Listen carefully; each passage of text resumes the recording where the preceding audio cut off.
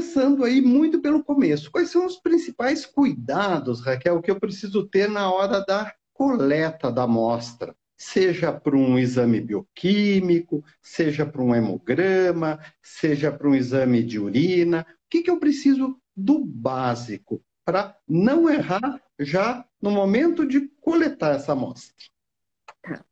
Essa resposta é muito ampla. A gente poderia passar a live inteirinha falando só disso, tá? Mas assim, eu vou dividir inicialmente em duas espécies.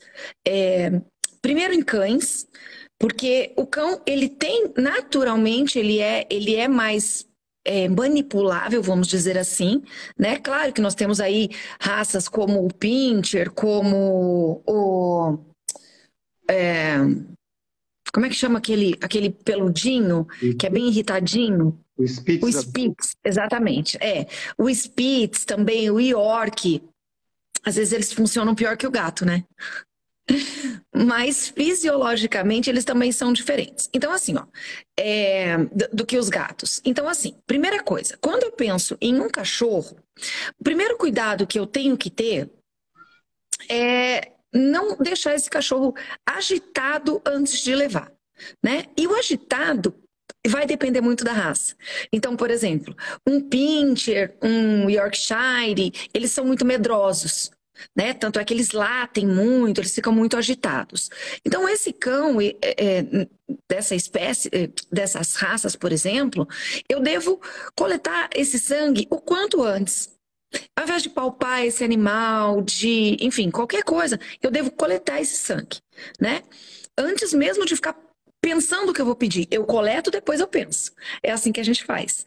Quando eu estou falando de animais de grande porte, mas não de uma espécie de grande porte, de cão de grande porte, como por exemplo o labrador, o golden, que vão muito animados, né? Às vezes eles vão caminhando.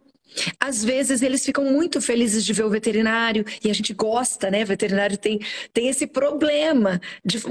Acho que a nossa principal diferença do médico é que a gente fica muito louco pelo nosso paciente. Então a gente abraça, beija, aperta, pega, esmaga a bochecha. E aí, isso também agita o animal.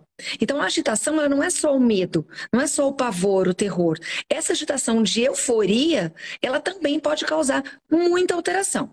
Tanto nos exames hematológicos, no hemograma, quanto também nos bioquímicos. Um exemplo que nós podemos dar é a glicemia, né?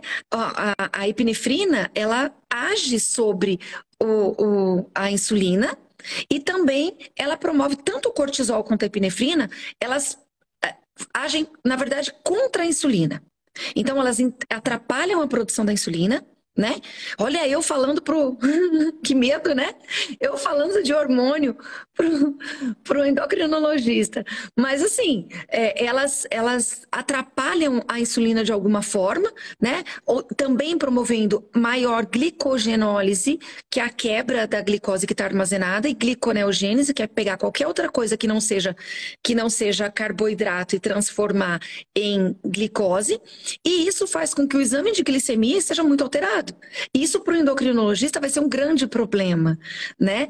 E por que eu estou dizendo isso? Porque pessoas menos avisadas, né, que no caso não do endocrinologista, mas pessoas menos avisadas, eu já vi, por exemplo, o cão tendo crises de hipoglicemia porque estava sendo tratado como diabético por conta de uma coleta estressante.